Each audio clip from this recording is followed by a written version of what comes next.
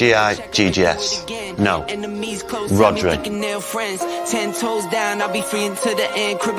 Is there anything that Lionel Messi is better than you at? It's opinions. I respect your opinions. Maybe in your opinion Messi is better than me, but in my mind I'm better than him. I do it again. Add it up, bankroll, euro, peso, add it up. I'm just doing me, everything is on me. Oh, you matter what? Add it up, bankroll, euro, peso, add it up. I'm just doing me, everything is on me. Oh, you matter what? Told her if it's all me, everything is on me. Gon' back it up.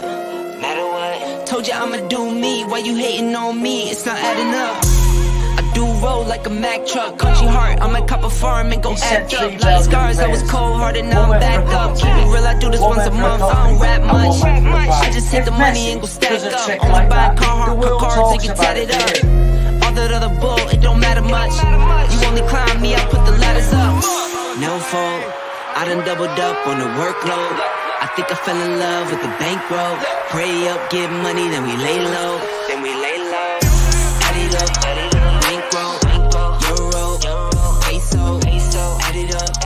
I'm just doing me, everything is on me. Oh, you matter what? Add it up.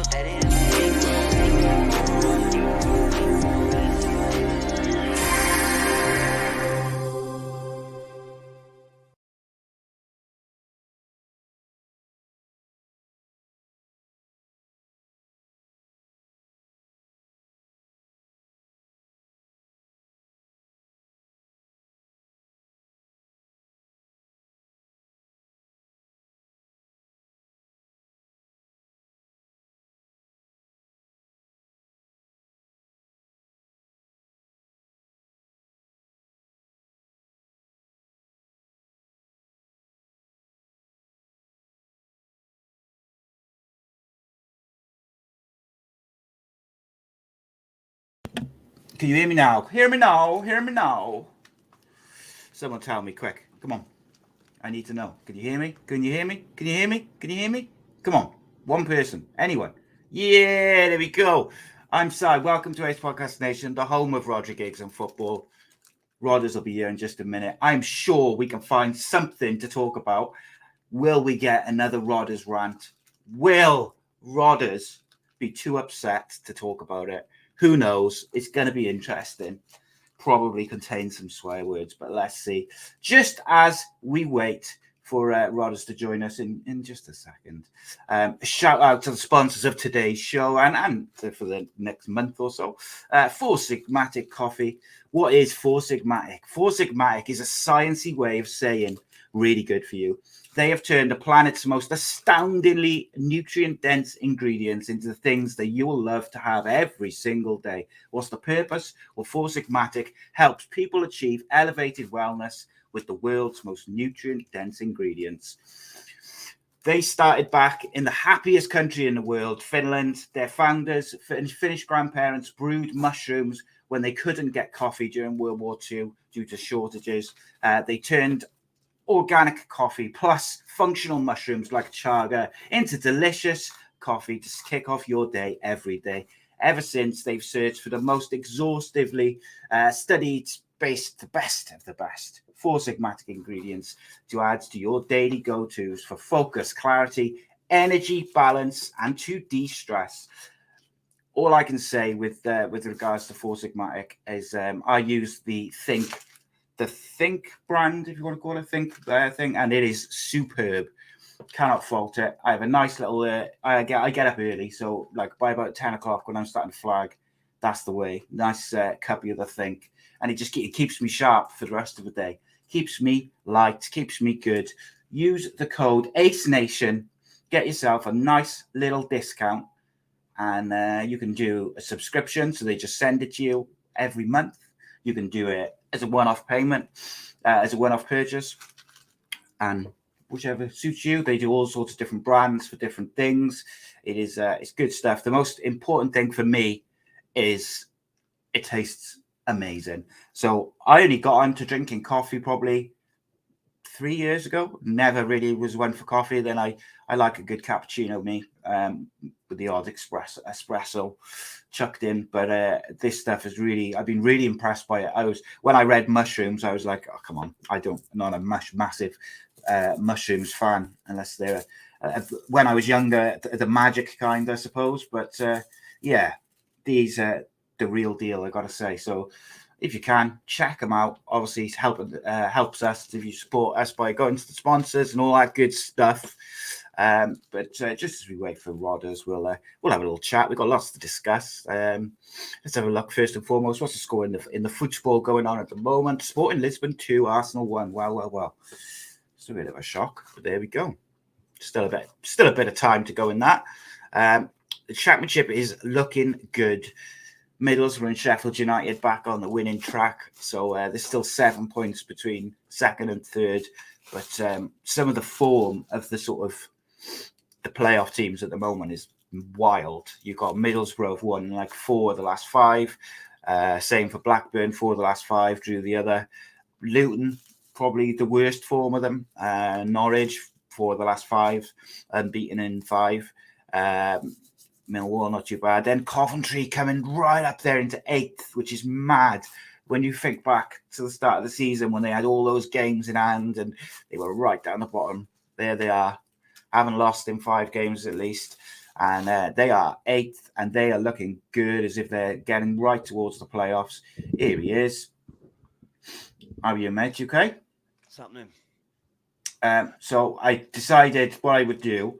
I didn't want to talk about Man United before you got here, and I didn't want to talk about the Super 6 before you got here because I felt like you really wanted to have an update on the Super 6 because you've been doing really well lately. So obviously didn't want you to miss out on that, did I? So I'm sure you didn't. Sure. Yeah, for you though, mate, just to keep you, informed, obviously. But the Super 6 update, we're all doing, Super 6 and prediction league. Raising some money for charity. We've had 2 rounds since last show. Saturday's round was won by Steve Shanahan on 12 points. The midweek round was won by ex-Cardiff City legend Willie Boland on 16 points. Also responsible for me meeting my wife is Willie. Rhodri forgot to do his midweek predictions though yesterday. So I am now 35 points ahead of him in the main league. And it's coming to the end of the season now. So I think we can just call it what it is. It's done. It's done. It's done. It's done. 35 points. Unassailable, mate. Unassailable. Next round, 3 o'clock. 3 o'clock on Saturday, okay? Don't forget.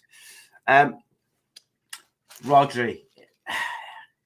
It's been an emotional week, a couple of days, I think, mate, from a football point of view for yourself. First and foremost, how do you feel now? I felt fine because I didn't actually watch it. Did you not? So then that takes a lot of the sting out of it, doesn't it? Oh, yeah. I was teeing off at 1 o'clock, so he would have finished perfectly for R4. The person who he was playing with did not turn up till 1:40. So by the time I was finishing, it was 1-0 and it was about 5 minutes till half time. So I thought, you know what? I'll travel home and I'll watch the second half. By the time I got home, it was 3-0, so I didn't even bother. Yeah, it was brutal.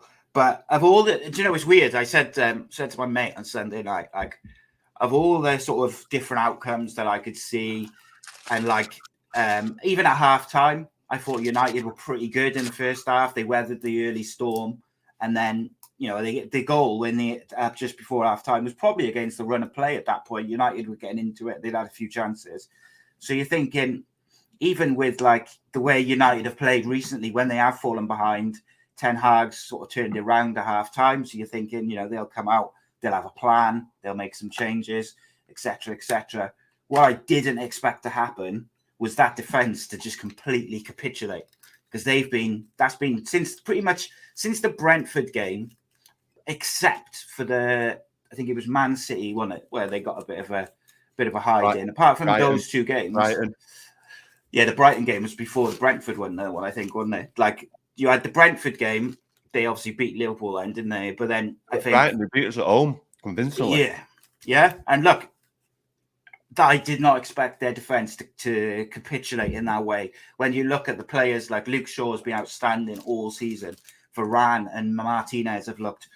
Martinez has been so good that Carragher and Souness kind of went back on what they'd said previously about him.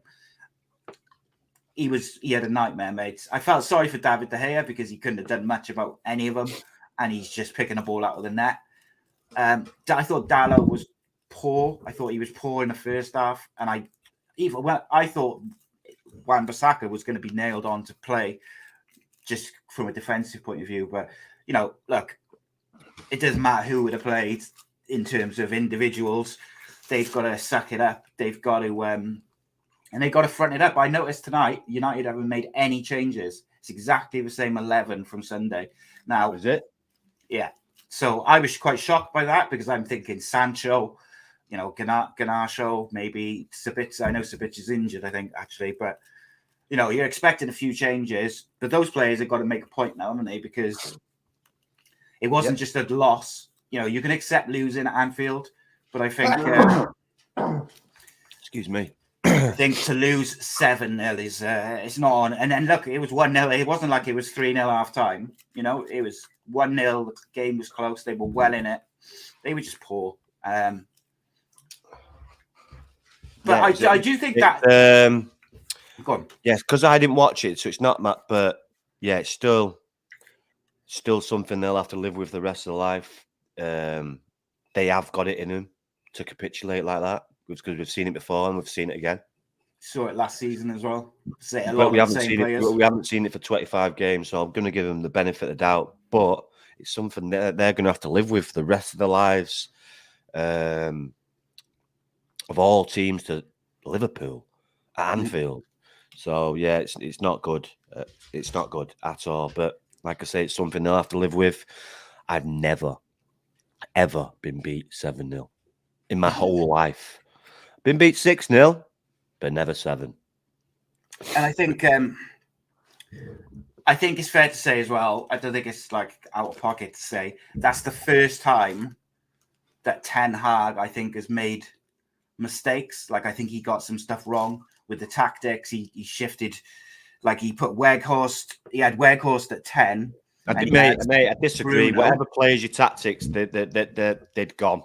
Yeah, but no. But I mean, even before, like the capitulation, before they were 1-0 down. They've had Rashford's had chances. They could have been gone up. So it's. I just think that Liverpool midfield is there for the taking. Nothing to do with the manager. It's the players on the pitch. No, I agree. Nothing's changed. Everyone say, "Oh, 10 Hag." Got fuck all to do with the manager. It's them players. It's the players. Simple. They've got to suck it up and deal with it. He hasn't been unprofessional. They have. No. Yeah, you're right. He has stayed the same all the way through. So you can say Ten Hag. I totally disagree with it. It's the players, plain and simple. Whatever system they would have played, they still don't give in. Yeah. And I think at the end of the day, once it gets to 4, that's when you shut up shop and you just make sure that it stays at 4. In that kind of cauldron, their heads have gone. They've lost the discipline. They're all chasing around, and there's just chaos. And Liverpool are on fire and just ripped them apart. So Rob Boyle's just asked a question, which I'm going to put to you in a minute, regarding Bruno Fernandes. But before you answer it, I'm going to, I think, go against the grain a little bit with this. So if Bruno Fernandes was my captain, my player, I would love him. He's a shithouse, but he would be my shithouse. And I think every team's got that type of player. And I saw him he got criticised a lot this week, rightly for his performance, absolutely. For some of his antics, absolutely. For the diving and that sort of stuff. But what I didn't like is Gary Neville saying that he's asking to come off when he didn't. And there was no apology after that once it was clarified. And I just think, like, all these pundits, they stick up and they make out like Harry Maguire, for instance, is having a great game, and he's not. He's giving the ball away constantly, but they just will not criticize him because they know him. But Anthony or Bruno Fernandes or whoever, And it's the same with other teams. They won't criticise, like they criticise the foreign players, but they will not criticise the English players. Luke Shaw had an absolute nightmare in the second half. But yeah, it's Bruno Fernandes or it's Anthony or it's this or it's that. And it rubs me up the wrong way, mate. I don't like it at all. But don't get me wrong, they were all dog shit and they all deserved criticism. I just didn't. He's wearing that captain's armband, though, isn't he? But yeah, I it's embarrassing. It's something that if he played for another team, he'd irritate the life out of me, but he doesn't. He plays for my team, so he doesn't. Yeah. His stats speak for itself: assists, goals, everything, work rate, pressing. So, Since it's the World Cup, embarrassing. mate. Something that he's got to live with and something that he's got to watch back and look at himself acting like a clown. So sometimes he does go over the top. I was talking about this the other day. There was a player, I'm not going to name him, there was a player I used to play with that every time you didn't pass to him, his arms would be up in the air and so I politely said to him, you need to stop doing that. And he kept on doing it and he kept on doing it. So, okay, fine. So then I started doing it to him, but on acid. Yeah. More. I'd be fucking effing and jeffing and be more or less in his face. Give me past the fucking ball. And within 2 weeks, he stopped doing it. So it's irritating with all flames in the air. But someone in that team has got a grip hold of him and say, listen, stop fucking doing that. It's irritating. I know you're frustrated, you don't get the ball, but stop doing it. Until that happens, you will keep doing it. It's frustrating. But then because sometimes, you should have got the ball, but sometimes when you're in that position, you ain't passing that. Yeah, well, maybe he would because he's a team player, and maybe he would. But some players don't. That's the mentality. All they want to do is score goals. You just got to accept that. But for me, it's one game, and like I say, he's got to live with it. But his antics sometimes really frustrate me. Yeah, I can understand that. And like, although saying that, you listen to all the players speak about him, and they all got asked about it this week. Rashford, Shaw, they all got asked about Bruno Fernandes this week, and they had nothing but positive things about his influence on the team, everything. So maybe he's not bothering them as much as, and you never know. Like, he might be flailing his arms around, but you don't know what he's actually saying to the players, do you? Like, what he's actually saying might not necessarily match up with he's been brilliant for us. He's played He's played every single game 90 minutes since from day one. So like Gary Neville, they don't apologise. They don't. I thought Neville was bang out of order. They've got their own agendas. They're very, very cute and clever. They know the game. So, but if you're going to make the implication that the captain of a club like United in a situation like that. Maybe Gary Neville, like I say, he's got an agenda, and Gary Neville didn't want him as captain because he don't like his antics either, and this is the way he's going about it. He's very sneaky. You understand the mentality of these people. Like, the one thing I will say is there was a kid in my son's game on Saturday, which was obviously before this game, but he got tackled, just a tackle, slide tackle, and he rolled about 10 times on the floor, waving his arms around the pitch. And luckily, the referee was quite sensible, and he just laughed about it because it was so ridiculous.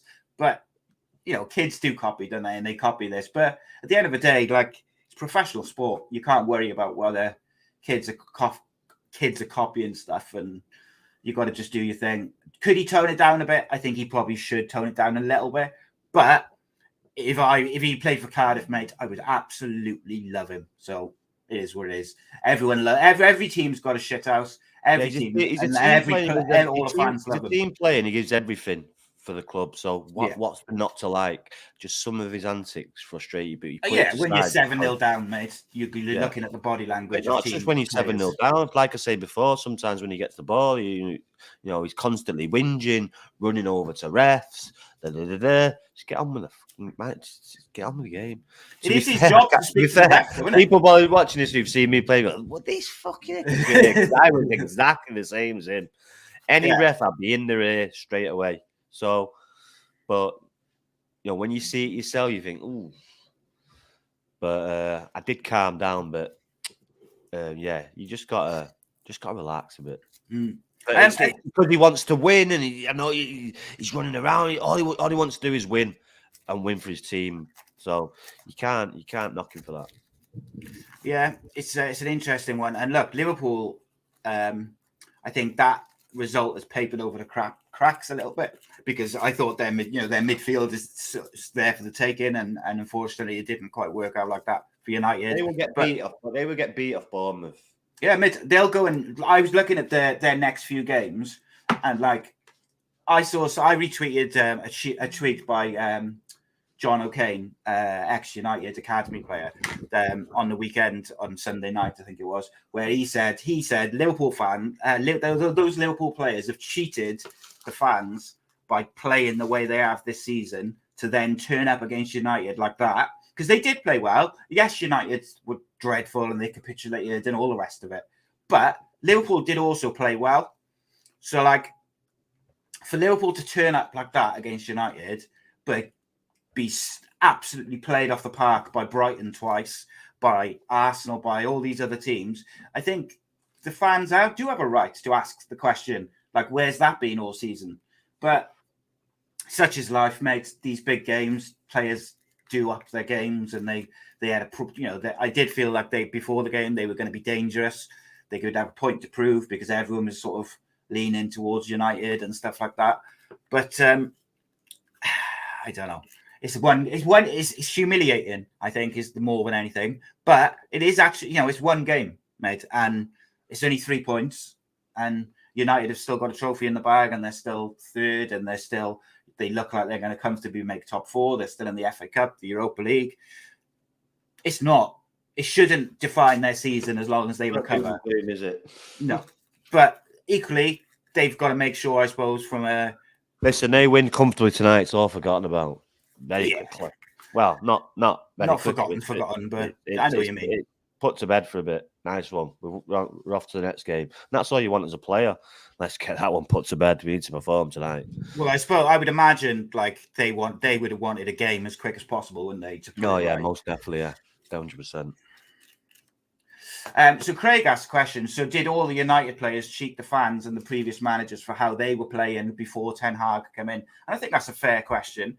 And I think also 100%. Like, there was a lot of United fans at the end of last season who were saying, I think you might have even mentioned that maybe it was time for Rashford to go, even though he's a homegrown player. Yeah, he's done a total 360 though.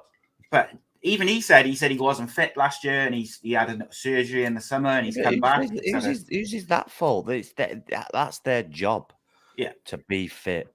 That's all they've got to be. Is fit. Well, I think he put off surgeries, didn't it? But my point being, like, he was playing a lot with injuries last year, Rashford.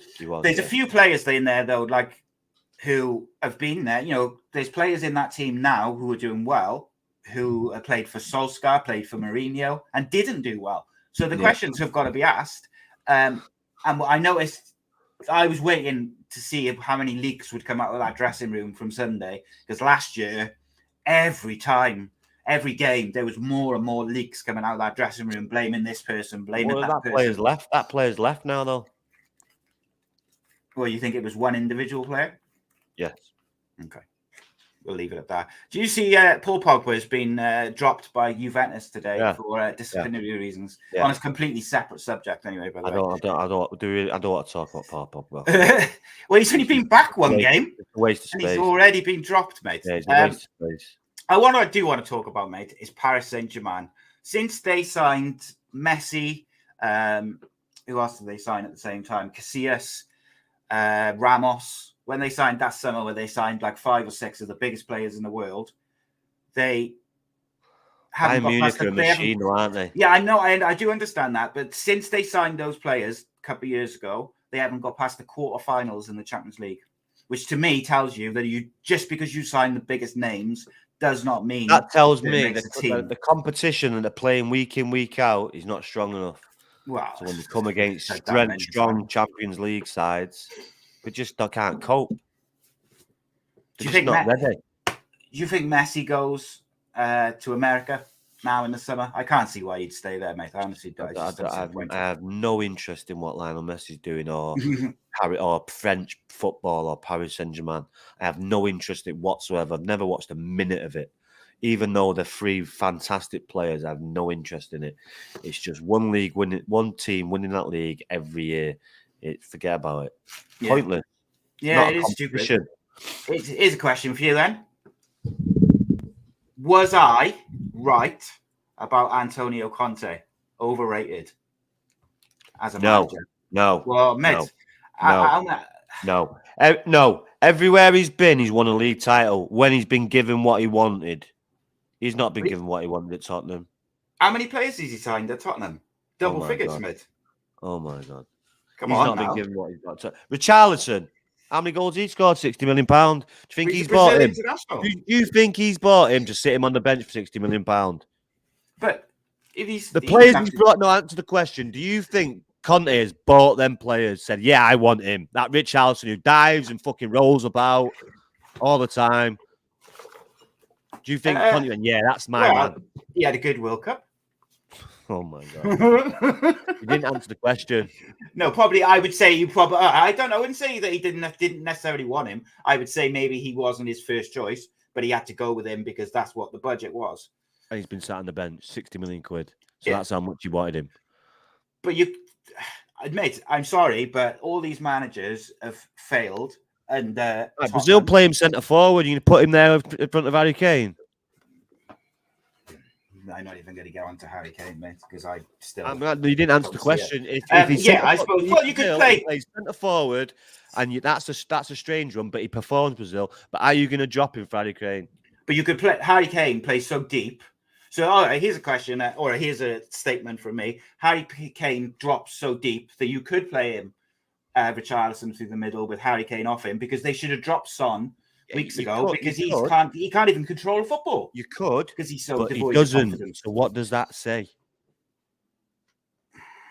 Well, he doesn't trust the player. I would assume. There But Spurs he plays Eric Dyer. The name says it all.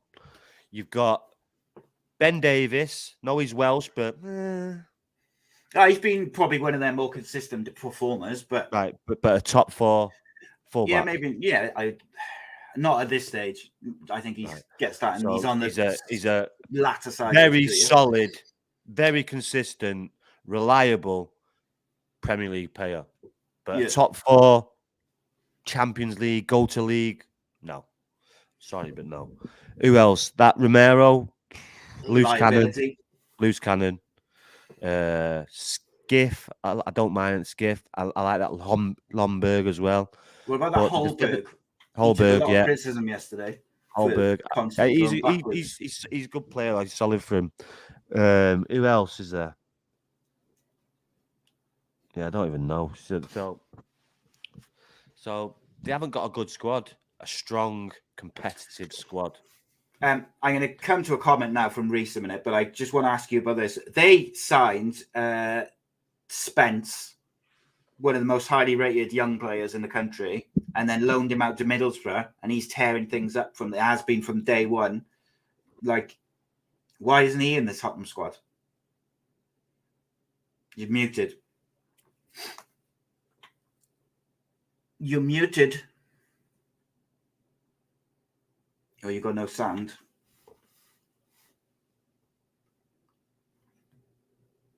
Go out and in. Go out and in. Because I can't hear you.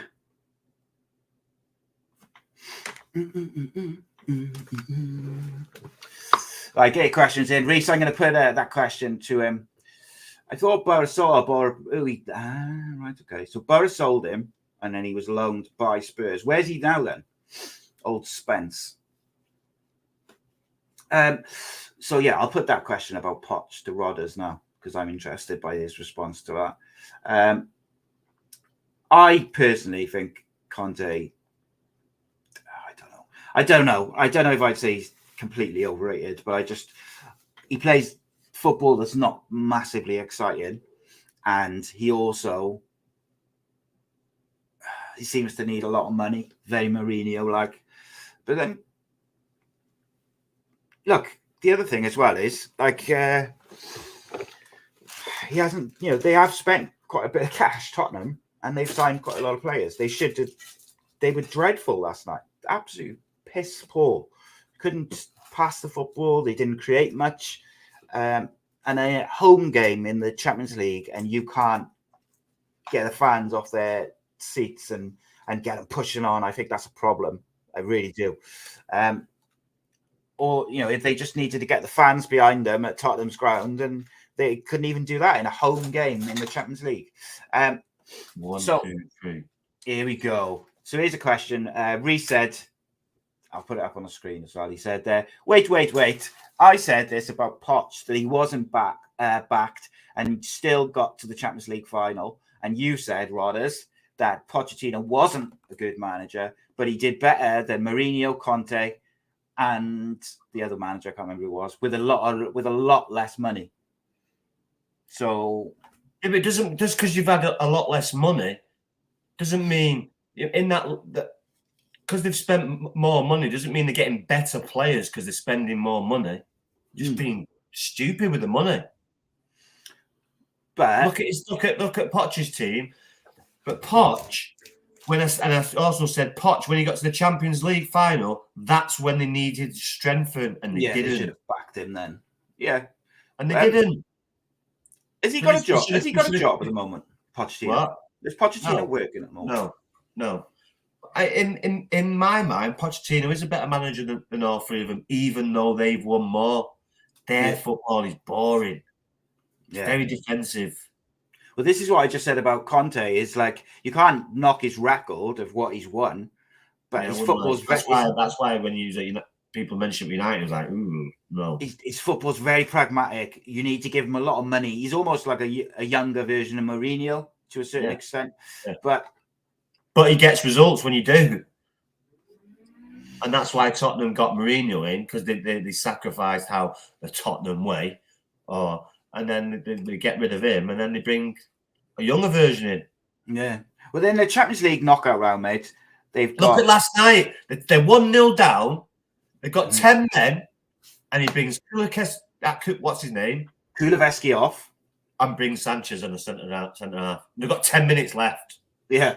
Now, who does that? And Kulusevski, in terms of flair and attacking threat, is probably their most... Because he runs with the ball, travels with the ball. Exactly. That's what you want. It was just like, and you hear the crowd like just booing. It's like, and I was like, what is he doing? But you can't. The commentator's like, oh, that's a strange one. It's like you say, there's 10 minutes to go. If they had brought on some attacking players, put 3 at the back, and said, right, we're just gonna, if we concede another goal, fine, but we're gonna try and win it, innit? Because you're going out. The fans will get up off their seats, off their feet, and they'll be behind them. The fans wanted to get behind the team, but the team and the manager gave them nothing. They just never got going. They never really pushed to attack. And it was just the same old thing from Spurs. I think Conte goes in the summer one way or the other, whether it's him leaving or they get rid of him. And I wouldn't be surprised if Pochettino ends up back at Spurs for the start of next season, to be quite honest, which I think is a massive risk for him, because if it goes horribly wrong and he doesn't get the same results as he got last time, his reputation has taken a massive hit, because he got sacked by PSG. I would stay well clear. Mind you, I would stay well clear, because he ain't competing against Chelsea, United, City. But you know why I think they'll bring him back? Because I think that's in Daniel Levy's mind. But if they do, it's desperation. It's because that's the only way they think that Harry Kane will stay. I see like Brendan Rodgers there, or I could see that. But again, I think there's not really an upside to being the Spurs manager. It's like Brendan Rodgers has really cemented his reputation as a manager at Leicester. Like, there's no upside to Spurs at the moment in terms of if you go there, because you're not going to have money to spend. The squad's not good enough, and you're going to compete against the normal sort of big teams, plus Newcastle with a bottomless pit. And then you've got teams like Brighton and Leicester and the rest of them who are so much better than they were 10 years ago. Like, it's closer than it's ever been before in the Premier League. But then in the summer, you could have City, United and Newcastle with literally a bottomless pit of money to spend. On top of the fact that Arsenal look like they're going to win the league, and other teams are much better than they. Chelsea are going to be better next year. Liverpool are going to be better next year. So why would you, if you're Brendan Rodgers, go from Leicester to Tottenham? Why would you, if you're Pochettino, go to Spurs? Leicester haven't got no money, and they've got to sell Madison. They've got to sell all the players because they're in debt and they need to sell money, players.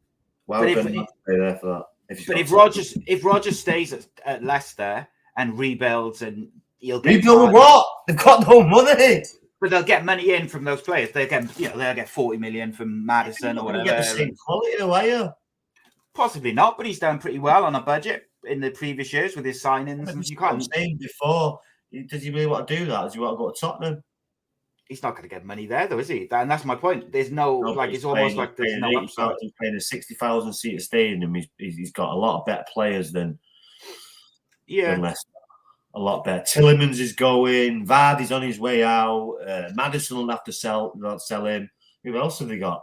There's 3 big players there, isn't it? Tillemans is on free as well, isn't he? I think. And I think Harry Kane will be gone in the summer. Like you watch his body language coming off that pitch last night, and he looked like a player, which was just United. All right, we'll sort you them trophies out, lad.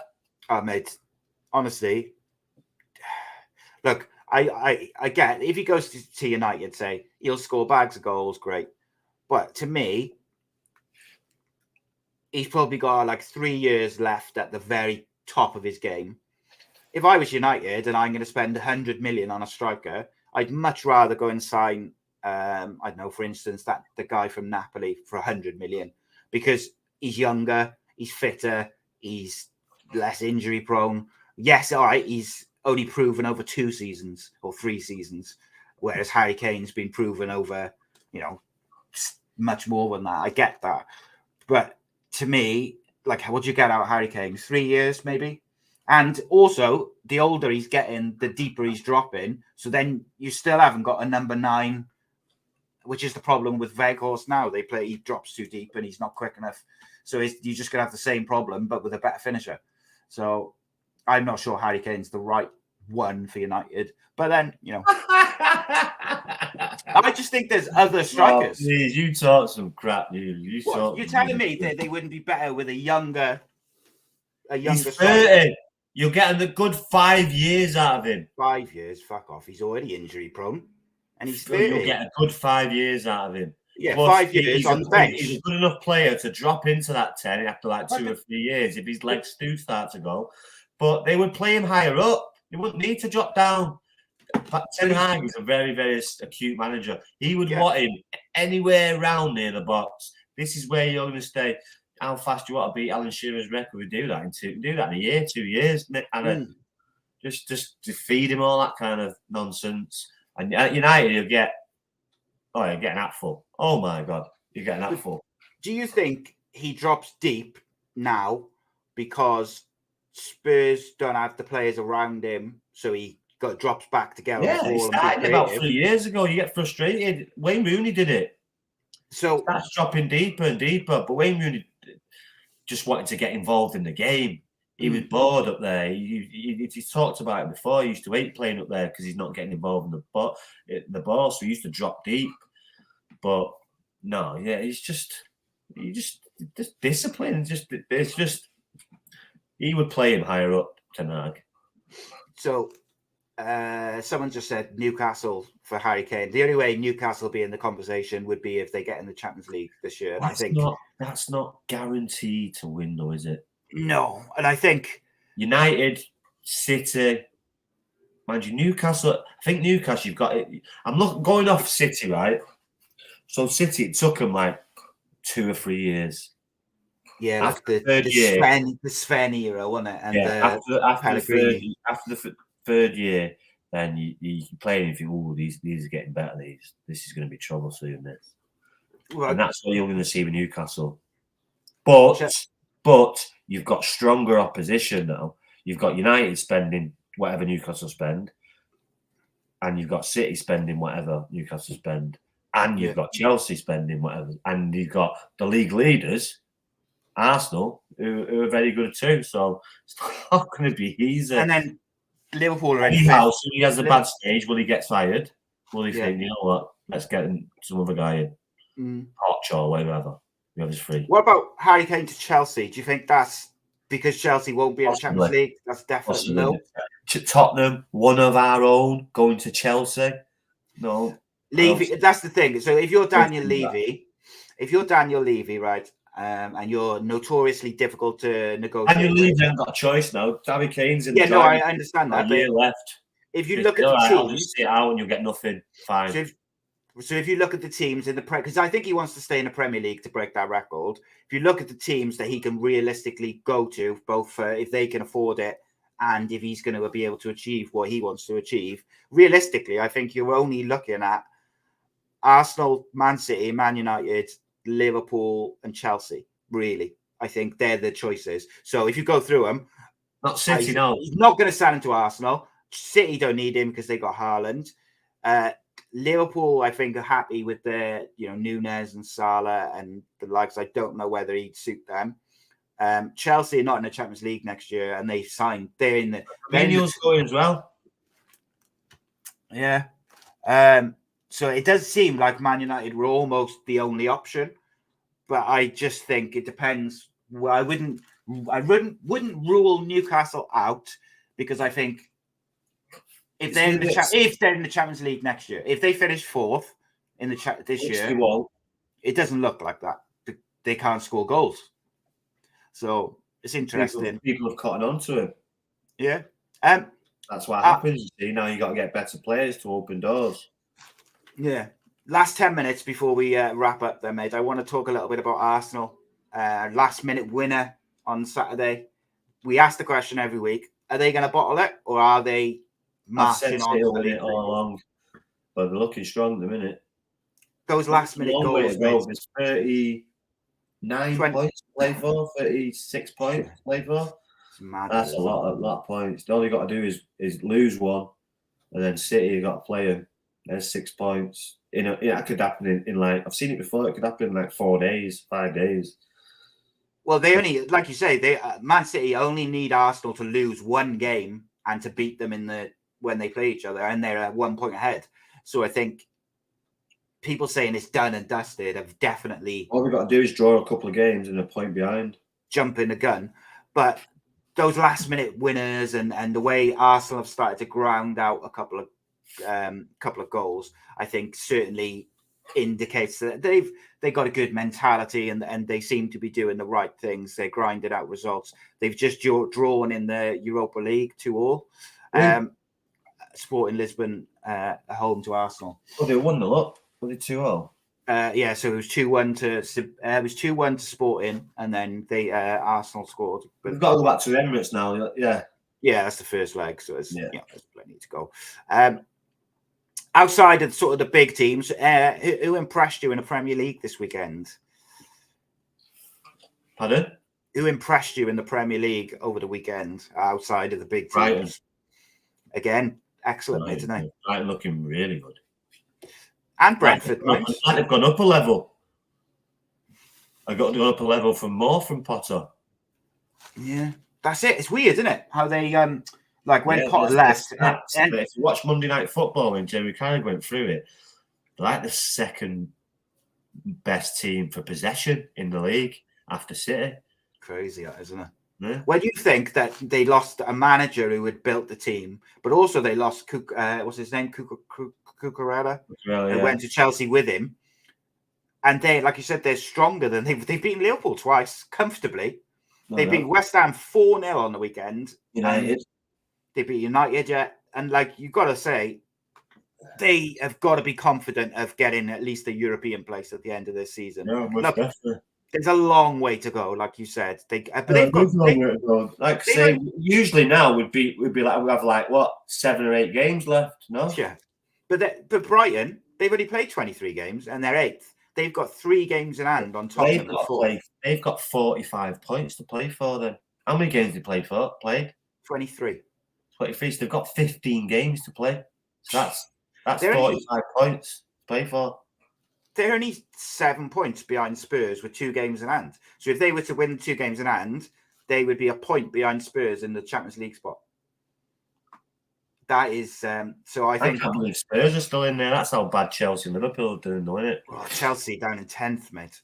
Draw, loss, and they finally got a win on the weekend, didn't they? And then they won. Did they win yesterday in the Champions League as well? Yeah, Dortmund. Yeah, it's a good win. That's a very good result for Chelsea to beat Dortmund. Especially 1-0 down. It's good. I thought Dortmund had it, mate. I really did. I thought Dortmund would have beaten them. So impressive, but they got to use that to kick on now. Shout out as well to Chris Gunter, retired from international footballer, absolute warrior for Welsh football. Never got his chance really at the very highest level, I think. But played for some big clubs nonetheless, and done some amazing things for Wales. Over 100 caps. Played for Tottenham, obviously, and the Celtic and whatnot. But the thing, what when you think of Chris Gunter, mate, what's the first thing you think of in terms of Wales? And reliable, longevity. It's no mean feat that to do 100 odd caps to your country. So good luck to him. Yeah, the first thing I think of is that image of after the England game in Euro 2016, when all the Wales fans were kind of distraught when Sturridge scored at the last minute, and he's giving it the old "keep your chin up," and that is that sort of famous photo. And obviously Wales went on and had an incredible tournament, but he was a big part of that, the squad and the mentality within that particular squad at the time. I'm all about Gunter. I think he's a massive part of what Wales have been over the last, or certainly the improvement in Welsh football overall. Like his attitude and turning up to friendly after friendly after friendly. And in recent years he hasn't played in a lot of games because he's quite old, but he's kept going and kept going. He keeps turning up. He went to the World Cup and stuff. He's can't fault him, mate. Last thing, mate, the Championship. I spoke about it a little bit at the start. Like the form of the teams within the playoffs is unreal. You got Borough, Blackburn, Luton, Norwich, and then just outside you've got Coventry, mate. Right, they're up to 8th now. They're level on games with everyone. Do you remember at the start of the season when they were like 7 or 8 games behind everyone else? They were bottom of the league. Yeah. They were having all those problems with their stand, with their ground.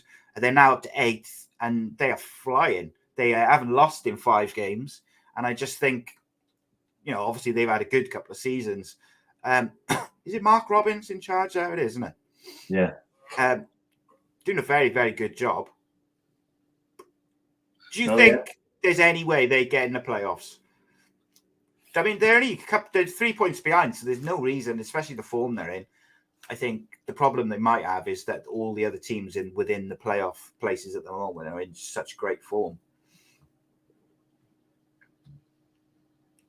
The Championships just makes it difficult, doesn't it? It's because it's you can lose a couple and shoot down, and you can win a couple and be right up there. One win away from being in the playoffs.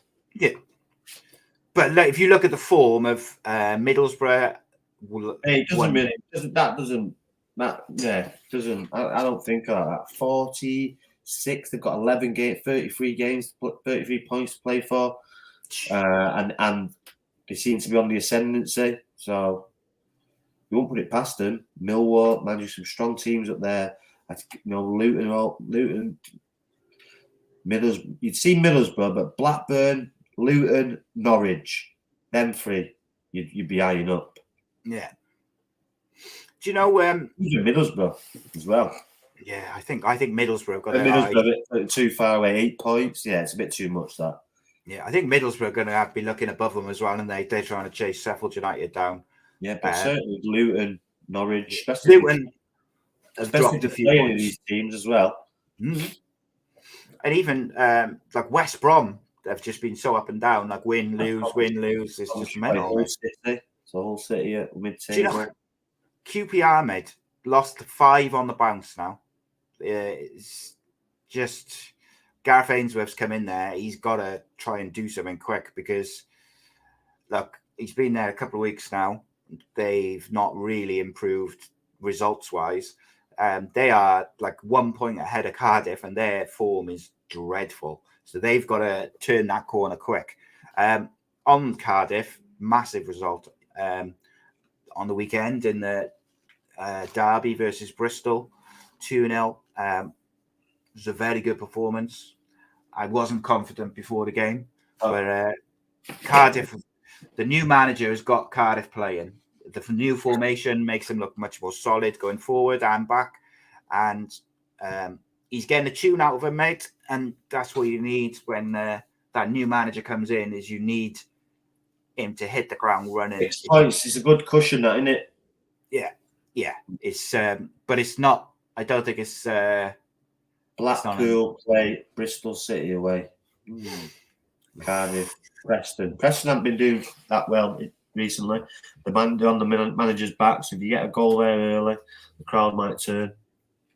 Yeah, and I think the Cardiff have they've got a little bit of momentum. I'll stop short of saying they've got a bit of momentum. They've got full on momentum, but they've got a little bit of momentum. They've got to just keep building that confidence. Cardiff versus Swansea is a 3 o'clock kickoff for the first time in forever on April the 1st, which is going to be an interesting development. To finish off, mate, let's do our predictions. First and foremost, we'll do Preston versus Cardiff. What do you think the score is going to be there, mate? 2-1 Cardiff. I'm going to go with 1-0 Cardiff, and Swansea at home to Middlesbrough. Leslie asked for you to give a prediction for that.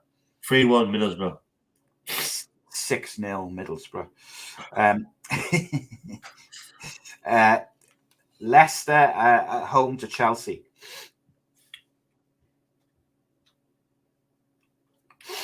1-0 Chelsea. Oh, you're copying me again. That's what I got. Spurs home to Forest. I've gone 1-1. 2-0 Spurs. Leeds home to Brighton.